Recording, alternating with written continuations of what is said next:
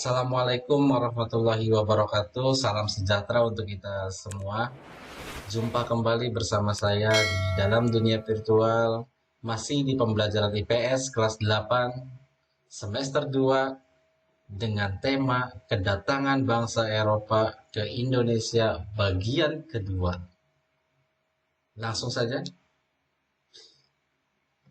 Sebelum memulai pembelajaran, marilah kita berdoa. Berdoa dalam hati, mulai.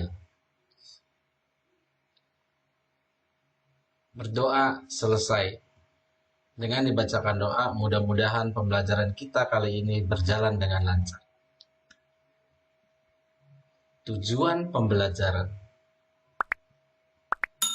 Adapun tujuan pembelajaran pada pertemuan kali ini tentunya masih sama dengan tujuan pembelajaran pada video sebelumnya, yaitu mampu mendeskripsikan proses kedatangan bangsa Eropa ke Indonesia.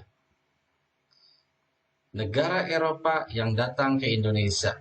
Ada negara apa aja yo? Coba kalian tebak. Nah ini negara apa ini? Bendera negara apa?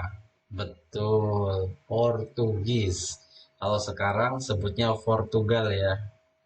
Ini bendera apa? Apa? Spanyol. Iya, pinter. Ini negara Spanyol. Ini bendera apa? Kamu? Inggris. Oke, pintar. Dan yang terakhir, ini bendera apa? Hayo, Van Persie. Iya, benar. Ini adalah negara Belanda. Jadi inilah 4 negara Eropa yang datang ke Indonesia. Dimulai dari Portugis, terus Spanyol, Inggris, dan Belanda. Penasaran? Mari kita bahas satu persatu. Kedatangan bangsa Portugis di Maluku. Penjelajahan samudra yang dilakukan oleh bangsa Portugis dimulai dari tahun 1486 yang dinakodai atau dipimpin oleh Bartolomeus Dias. Nah, melakukan pelayaran pertama menyusuri pantai barat Afrika. Jadi Bartolomeus Dias itu melakukan pelayaran dengan menyusuri pantai barat Afrika. Yang menjadi tujuannya apa? Nah ini. Yang menjadi tujuannya adalah India, akan tetapi sayangnya dia gagal.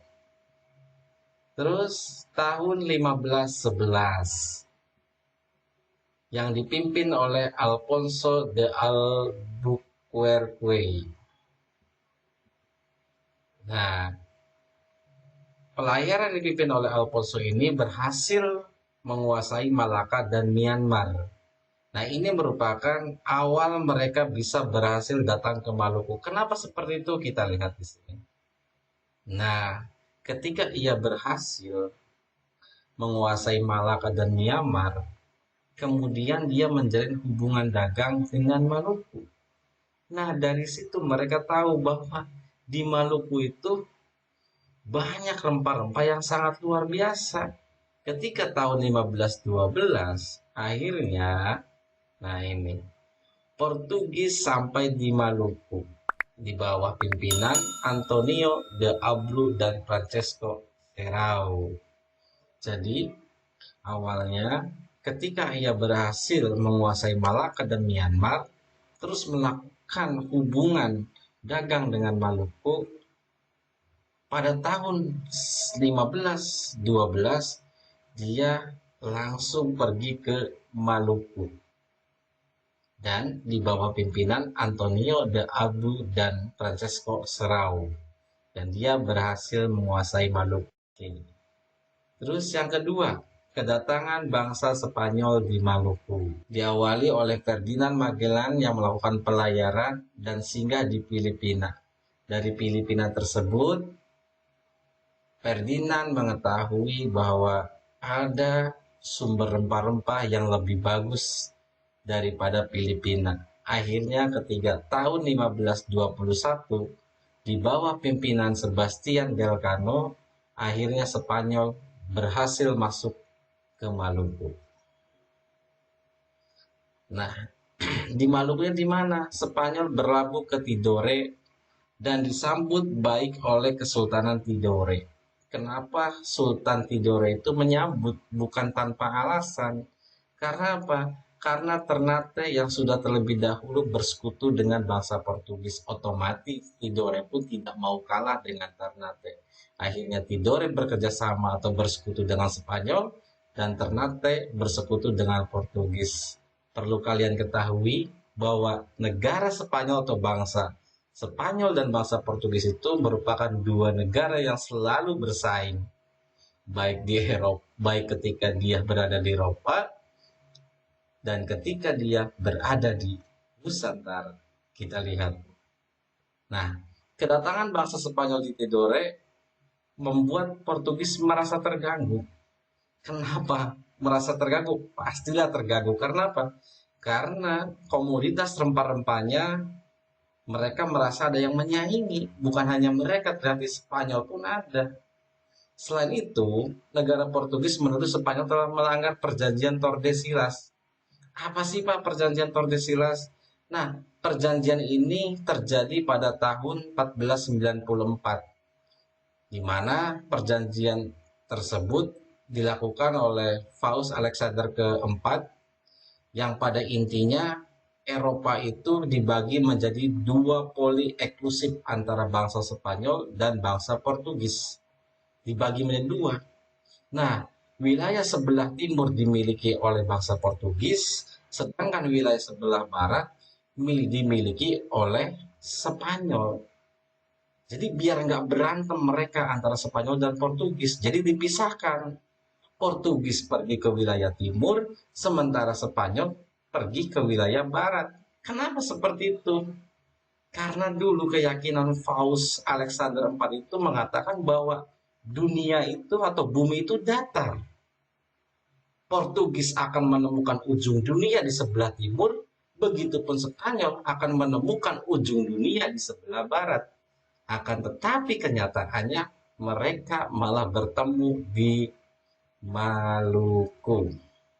Akhirnya Portugis dan Spanyol pun membuat suatu perjanjian lagi yang dinamakan dengan perjanjian atau perundingan Saragossa. Nah, isi perundingan Saragossa itu apa?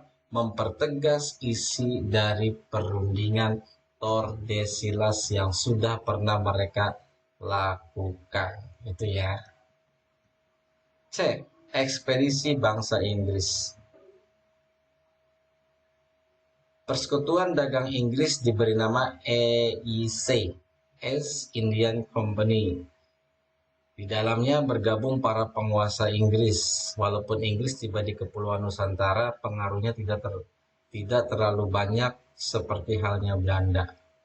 Hal ini disebabkan apa? Disebabkan EIC terdesak oleh Belanda, sehingga Inggris menyingkir ke India atau Asia Selatan dan Asia Timur. Jadi tidak ada banyak cerita Inggris di Nusantara ini. Ntar kita jawab di slide selanjutnya.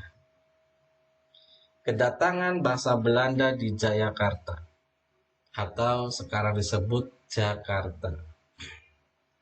Cornelis de Houtman memimpin ekspedisi ke Indonesia pada tahun 1596, di mana armada de Houtman tiba di pelabuhan Banten melalui Selat India dan disusul oleh beberapa ekspedisi lainnya.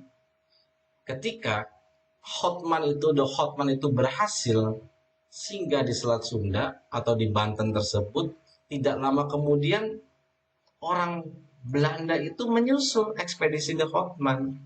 Nah, Houtman itu takut bahwa ada persaingan di dalam negara yang mereka singgahi atau di Nusantara itu sendiri. Akhirnya untuk mencegah persaingan yang tidak sehat, pada tahun 1602 didirikan Verenigde Oost-Indisch Compagnie atau biasa disebut dengan VOC, Perserikatan Maskapai Hindia Timur, yang merupakan penggabungan atau merger dari beberapa perusahaan dagang Belanda yang ada di Nusantara. Pangeran Jayawikarta merupakan penguasa bagian wilayah Banten. Dia memberikan izin kepada VOC untuk mendirikan kantor dagang di Jayakarta. Padahal sebelumnya, walaupun dia ada di Jakarta, cuman kantor dagangnya itu sebelumnya di Ambon. Mengapa dia mau pindah dari Ambon ke Jayakarta atau ke Jakarta? Karena di Ambon itu sudah ada Portugis, jadi Belanda nggak mau dia bersaing dengan Portugis di sana.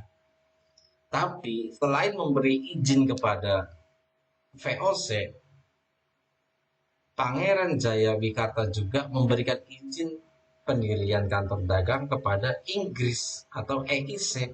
Ini yang mengakibatkan Belanda itu tidak suka dengan Pangeran Jayawikarta. Nah, kebijakan ini membuat Belanda merasa tidak menyukai Pangeran Jayakarta. Gubernur Jenderal VOC, Jan Viterson, membujuk penguasa Kerajaan Banten untuk memecat Pangeran Jayawikarta. Sekaligus memohon izin agar kantor dagang Inggris itu dicabut. Karena Belanda resah, nggak mau ada saingan di Banten tersebut. Akhirnya, pada tanggal 31 Mei 1619, keinginan VOC dikabulkan oleh Raja Banten. Dari sini mulai tercium bau-bau imperialisme dan kolonialisme Belanda di Indonesia. Di mana hal ini bisa kita lihat bagaimana pintarnya orang Belanda mempengaruhi. Cukup sekian pertemuan kali ini. Ingat 3M. Memakai masker, mencuci tangan, dan menjaga jarak. Stay at home. Sayangi diri kalian, keluarga, sahabat, serta kedua orang tua. Assalamualaikum warahmatullahi wabarakatuh.